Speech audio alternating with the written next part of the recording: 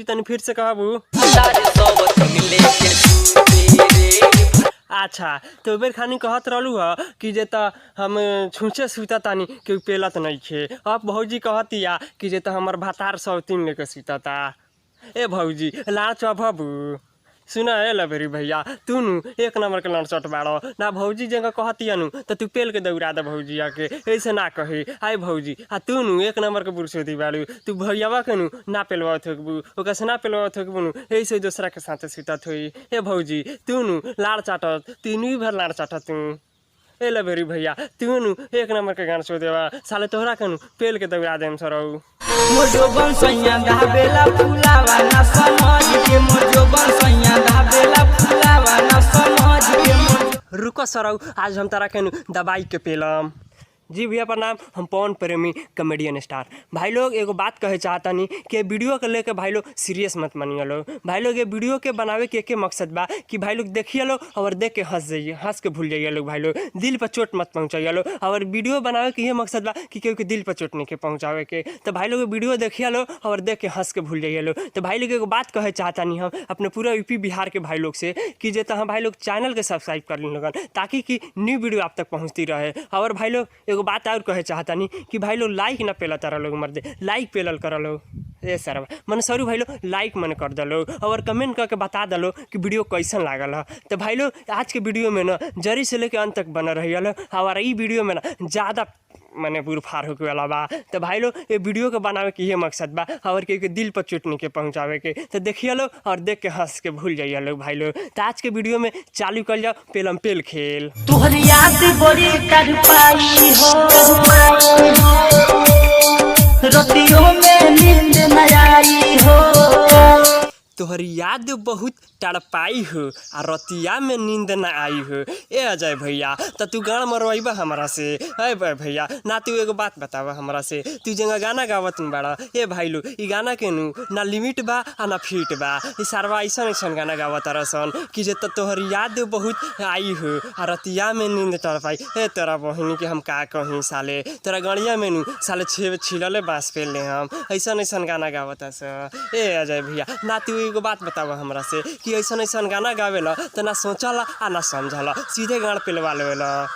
ए सरऊ तू एक नंबर के भड़िया चोद बड़ा ऐसा ऐसा गाना गावत सन कि लागत कि साला में लड़िए खड़ा हो जाइए पेल दम सरऊ लोग के पेल के दौड़ा दे। हाँ ए कैमरा मैन वीडियो हटा आना तो साला तोरा के पेल के दौड़ा में सरऊ।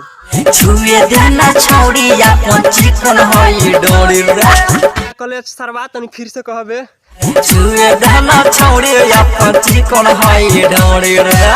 अच्छा तो ई बात बा तो छुए देना छौड़ी है आ चिकन चिकन ढोड़ी रे।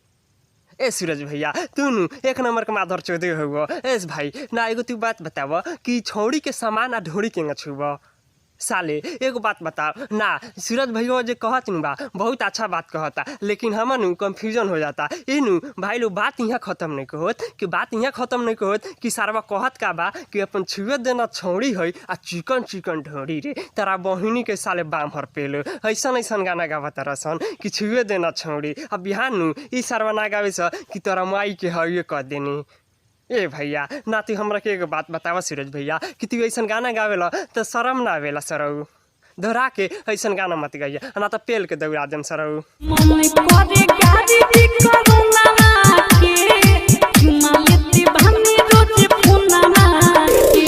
का कले हो तन फिर से कहबे।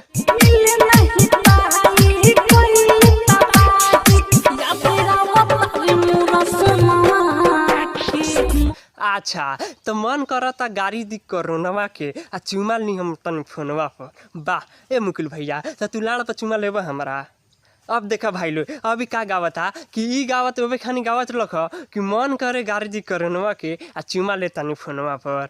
अभी साला गावता कि जे तो हम मिले खातिर ना आइलू अब केंगा नु चले गइलू। तो अभी साले आके चौरा में नु मुकुल भैया तू गाना मारा लिया के हमरा से ऐसा ऐसा गाना गावता सा। ए मुकुल भैया का कहीं तेरा गाड़ में नु साले पेल के दौड़ा दे हम आ साले पेलम गड़िया में पिछड़ा में आ धुआं फेंकबा साले गाड़बा से ऐसा ऐसा साले गई बात।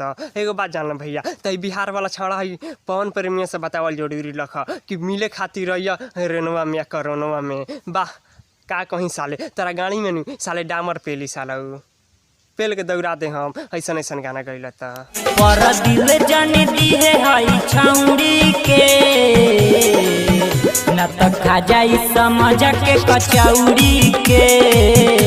अच्छा तो ई बात बा कि जे तहाँ भैया दिल मत दिया हो छौड़ी के आज खा जाई समझ के कचौड़ी के। ए सारवा एगो बात तू हमरा के बता कि छौड़ी के कचौड़ी समझ के खा जाई। आज देखा भाई लो हई स्क्रीन पर जौन लगतिया नु भौजिया देखा तारा लगन कि केंगा हुमचतिया लागत नु बा कि साला के लंड पर बैठालीन तेंगा हुमच के गाड़ फाड़ दी सरवा।